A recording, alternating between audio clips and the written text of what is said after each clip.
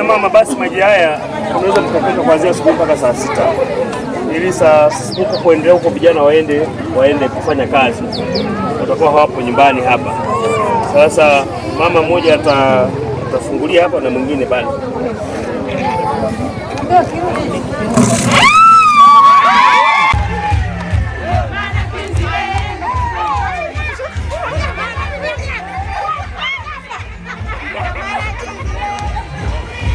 Taarifa maalumu unaowaona mbele yako ni kwamba ni wananchi, yani majirani wa mbunge wa jimbo la Mbozi. Sasa siku ya leo mbunge wa jimbo la Mbozi Mheshimiwa Onesmo Mkondia ameendelea kudhihirisha dhamira yake ya dhati katika kuboresha maisha ya wananchi kwa vitendo.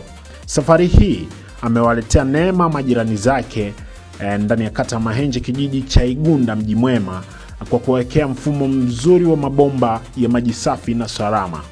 Hatua hii imelenga kuwaondolea wananchi adha ya kubeba ndoo kichwani umbali mrefu wakitafuta maji, hali iliyokuwa ikiathiri zaidi wanawake na watoto. Tukio hili limefanyika baada ya mheshimiwa mbunge kualika majirani zake nyumbani kwake, ambapo aliweza kusikiliza changamoto zao kwa karibu na kuchukua hatua ya haraka katika kutatua kero zao.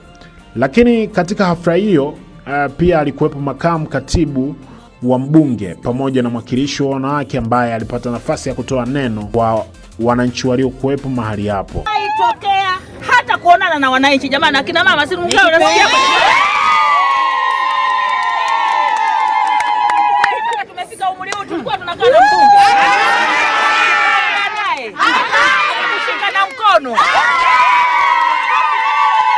Wamama wanasema asante, hawana cha kukulipa bali Mungu atakulipa. Haya mambo si rahisi, wabunge ni wengi wamepita jimbo letu hili, lakini kwako wewe tunaona maajabu. Lakini baada ya hapo mheshimiwa mbunge alitoa maneno mafupi yenye kugusa mioyo ya wengi, akiahidi kuendelea kusimamia maendeleo ya wananchi wake kwa nguvu na uadilifu. Aidha, alikaribisha mwakilishi wa mkurugenzi ambaye naye alipata nafasi ya kuzungumza na wananchi na kueleza mipango ya maendeleo inayolenga kuboresha huduma za kijamii katika eneo hilo. Hii ni Maputo TV, endelea kutufuatilia kwa maendeleo ya jamii yetu.